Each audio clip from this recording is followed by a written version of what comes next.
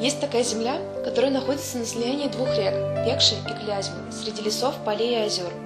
Путь к ней лежит по Горьковской дороге, и от Москвы она находится на расстоянии 120 километров. Участки располагаются по высокому левому берегу рек, и окружены они со всех сторон сосновым бором, дубовой аллеей и озером Березовое.